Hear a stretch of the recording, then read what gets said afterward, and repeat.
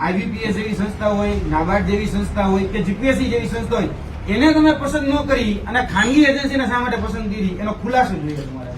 આની અંદર જે ભરતી થઈ એ ભરતી સગાવાલાથી લેવામાં આવી છે. આ વાસ્તવિક અને કડી હકીકત છે.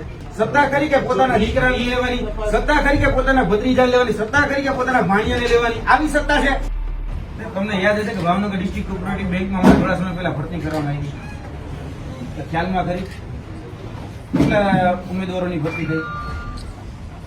80 ઉમેદવારો. મારે 80 ઉમેદવારોનું લિસ્ટ જોઈએ છે. પેલા કયા 80 ઉમેદવારને લેવામાં આવ્યા.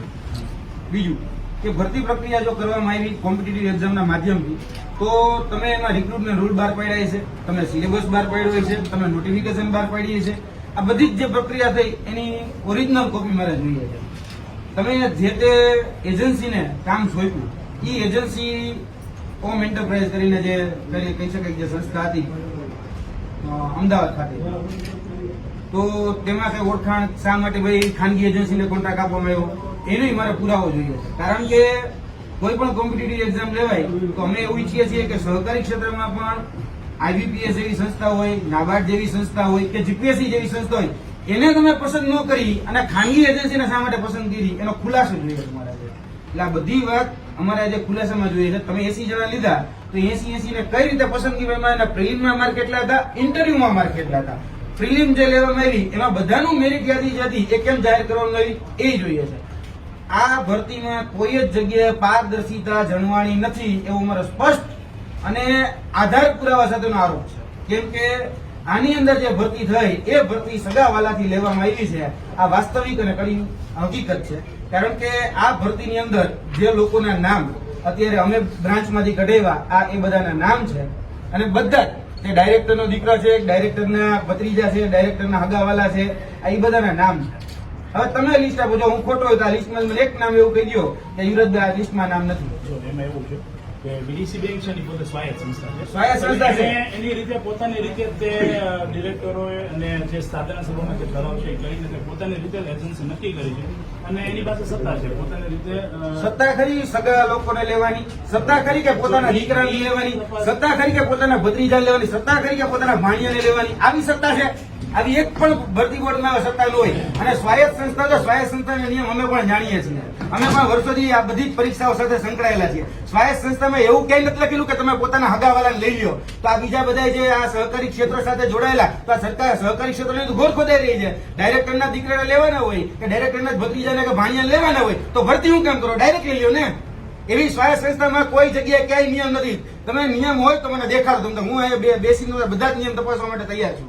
બાકી સ્વાયત્ત સંસ્થામાં હગાવાલા લેવાનો નિયમ હોય તો મને દેખાડવાની છૂટ તમતારે. એવો એક પણ જગ્યાએ નિયમ નથી કે હગાવાલા લેવા. અહીંયા જેને પણ લેવામાં આવ્યા છે આ લિસ્ટ હું તમને આપવા માટે તૈયાર છું. બધા જ સગાવાલા લેવામાં આવ્યા છે. 80 જણામાં જે નિમણૂક થઈ છે બધાના તમતારે મારી પાસે ઓડિયો વિડીયો અને આગલે દિવસે તમે ડિસ્ટ્રિક્ટ કોઓપરેટિવ બેંકની જે મુખ્ય શાખા હતી ત્યાં બધા જ વિદ્યાર્થીઓને શા માટે ભેગા કર્યા હતા અને એના પણ સીસીટીવી રજૂ કરો. આગલા દિવસના બધા જ જ્યારે ઇન્ટરવ્યુ હતું રવિવારે એના 3 દિવસ અગાઉ 3 દિવસ પાછળના બધા જ લોકોને અહીંયા બોલાવીને આપવામાં આવે લેટર. શા માટે ભાઈ?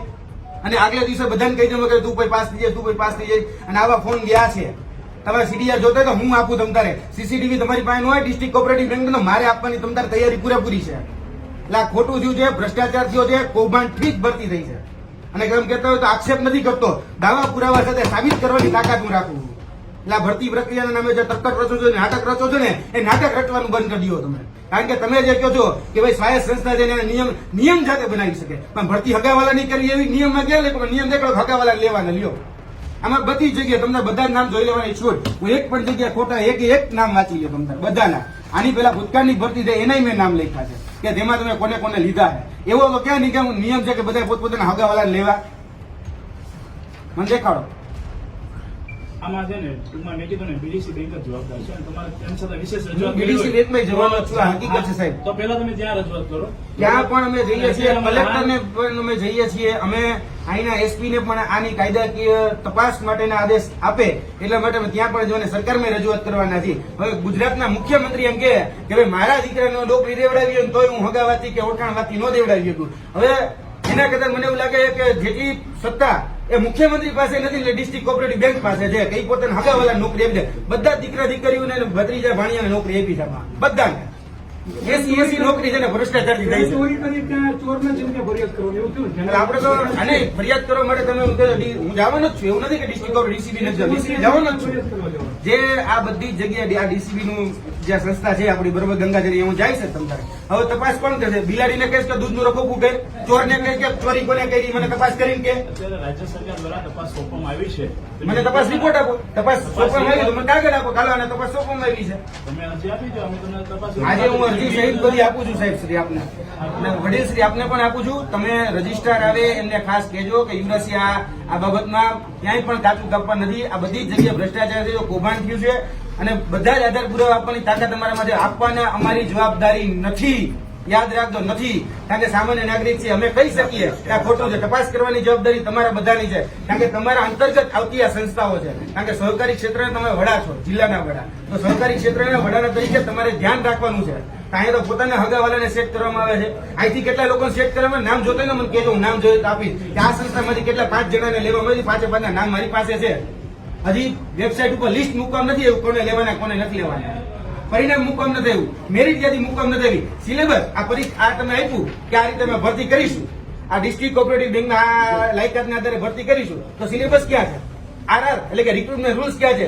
રૂલ્સ એન્ડ રેગ્યુલેશન ક્યાં છે? એક કઈ જગ્યાએ આખી વેબસાઇટ છે ફીની માહિતી, બધી જ જગ્યાએ મેં જોઈ લીધું, કોઈ જગ્યાએ આરઆર નથી, કોઈ જગ્યાએ સિલેબસ નથી. અને તમે તો ચોરી કઈ રીતે કરો? OMR પાછી લઈ લીધી, કોલ લેટર પાછા લઈ લીધા, પ્રશ્નપત્ર સીલ પેક વગરના હતા, એ પાછા લઈ લીધા. હવે વિદ્યાર્થીઓ છે, માંદાજી કરવી તો કરવી કેમ સમજાવો.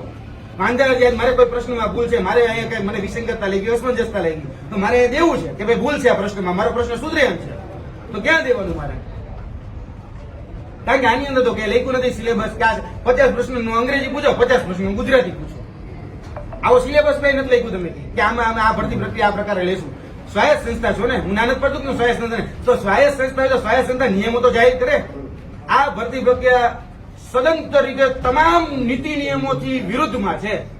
કારણ કે તમે ભરતી પ્રક્રિયાની જો વાત કરતો તો ભરતી પ્રક્રિયા નિયમો બધા જ જાણું છું. તમામ પ્રકારના જીપીએસસી, યુપીએસસી, પીયુન, આ ગુજરાતમાં જેટલી એક્ઝામ લેવાય ને એ બધાના રિક્રુટમેન્ટ રૂલ્સ મોઢે છે. પણ આ રીતે તો કોઈ એક જગ્યાએ ભરતી લેવા નથી આવતી. પછી શા માટે ચોરી નથી કરી? તો શું કામ ભાઈ પેપર લઈ લ્યો? શું કામ ભાઈ તમે OMR વિદ્યાર્થીને પાછી લઈ લ્યો? શા માટે તમે એના કોલ લેટર પાછા લઈ લીધા? બહુ પાક સાહેબ કે ઈમાનદારીથી નોકરી કરી તો બધાને દેવા દે ને કે આલ્યો ભાઈ તમારું પેપર, આલ્યો ભાઈ તમારી OMR સીટ, આલ્યો ભાઈ તમારા કોલ લેટર. બધી જ જગ્યાએ તમે અહીંયાથી પાછા લઈ લીધા. અને જે એજન્સીને કામ સોંપ્યું છે એ શંકાના દાયરામાં છે. અમારી પાસે ભલે અત્યારે પુરાવો નથી, પણ ભવિષ્યમાં પુરાવો લાવશું કે એના પોતાના કેટલા લોકોને આમાં સેટ કરવામાં આવે, એ પુરાવો 110% લાવશું. કારણ કે આ જે કંપનીનો મને એટલી ખબર છે કોના દ્વારા કોન્ટ્રાક્ટ મળ્યો છે, કોની એજન્સી છે એ હું જાણું છું. આ લાગતી વળગતી પોતાની માનીતી એજન્સીને આ કોન્ટ્રાક્ટ આપ્યો છે ને, ઓમ એજન્સી, તમે જેના ગુણગાન ગાજો, બહુ પાક સાફ છે, બહુ ઈમાનદાર છે. આવું ભૂતકાળમાં ગૌણ સેવાના સચિવ હતા કે અધ્યક્ષ હતા ને એવું કહેતા હતા કે TCS નો કોન્ટ્રાક્ટ, તો TCS માં આઈમાં જોઈ લો કે એક TCS એ પોતાના કર્મચારીની ભરતી કરવામાં પોતાના હગાવાલાને લીધા છે. આજે રાજસ્થાન પોલીસમાં એની ફરિયાદ નોંધવામાં આવી કે એને 35 લાખ રૂપિયા દઈને પેપર ખોડ્યું છે. એટલે બહુ વખાણ જેના ગુણગાન ગાવશો ને એ ગુણગાન ગાવા યોગ્ય હતી જ નહીં. અને આ ઓમ એજન્સી એની જરા પણ યોગ્ય નથી અંદર. અમે એના વિરુદ્ધ પણ ફરિયાદ, અમે ક્રાઇમ બ્રાન્ચ જે છે અમદાવાદ ખાતે CP ઓફિસ ન્યાય અમે આપવાના છે કે આને ભવિષ્યના બાળકો જે છે એના બાળકોના ભવિષ્ય સાથે છેડા કર્યા છે. આ હકીકત છે. અને હું મહેરબાની કરીને કહું છું કે આની અંદર ટોટલી સગાવાદ, ઓળખાણવાદ અને પરિવારવાદ સિવાય ક્યાંય પણ જગ્યાએ નોકરી આપવામાં આવી નથી. આ બધા મહેનતુ વિદ્યાર્થી છે, 1200 પરીક્ષાર્થી ઉમેદવારો હતા. આ 1200 ઉમેદવારોમાંથી એક પણ મહેનતુ ઉમેદવાર ન લાગે. એટલે કેવું? અને બધાને અમે લિસ્ટ દેવા તૈયાર છીએ. બધા હગાવાલા છે, જોઈ લો. અંદર હું ખોટું બોલતો હોય ને તો ડાયરેક્ટરના દીકરા, ડાયરેક્ટરના ભત્રીજા, ડાયરેક્ટરના હગાવાલા, કોઈ બહારનું હોય મન કયો, જે ભાજપના પ્રમુખ, ભાજપના ઉપપ્રમુખ, એના દીકરા, એના દીકરાઓને, એના ભત્રીજાઓને, ભાણિયાને લેવામાં આવ્યા છે. જોઈ લેવાની છૂટ છે. કોઈ બહારનું નથી. આ હગાવાલામાં આ રીતે નોકરી દઈ ગયો તો કામ કરો ને, ટેન્ડર બહાર પાડતો ને, 35 લાખ રૂપિયા જે નોકરી દીધો ટેન્ડર બહાર પાડી દો એટલે વાત પતે. અમુક સહકારી મંડળી સતર્ક થાય કે 35 લાખ રૂપિયા સહકારી મંડળીમાં તો હવે આ રીતે આ જે મહેનતુ વિદ્યાર્થીઓ છે એ તો આ પરીક્ષાની તૈયારી કરતા તો મૂકે કે ભાઈ હા ભાઈ આમાં મહેનત નહીં લાગે, જેને 35 લાખ દેવાની તૈયારી હોય તો લાગે, એક વખત તો 1-2 વીઘા વેચીને લાગે. આ રીતે ભરતી કરવા મતલબ બિચારા રાત દિવસ મહેનત કરી તૂટી જાય છે. તો ગરીબને કોઈ મધ્યમ વર્ગના દીકરાને જઈને પૂછો. અને અમને ખબર રજીસ્ટર શા માટે જતા રહે. રજીસ્ટરને ખબર હતી કે ભાઈ અહીંયા આવશો એટલે અમારે સાંભળવાનું થાય. મને કહેજો એને કે તમારા દીકરા તમારા દીકરી કઈ રીતે પરીક્ષામાં લાગે, પૂછવું એને કે UPSC GPSC કઈ રીતે પાસ થવાય. આ મહેનત કર્યા વગર હગાવાથી ઓળખાણવાથી ભ્રષ્ટાચારથી ભરતી કરવી હોય તો ટેન્ડર બહાર પાડ દો. આ રીતે ભરતી કરવાનો કોઈ મતલબ નથી.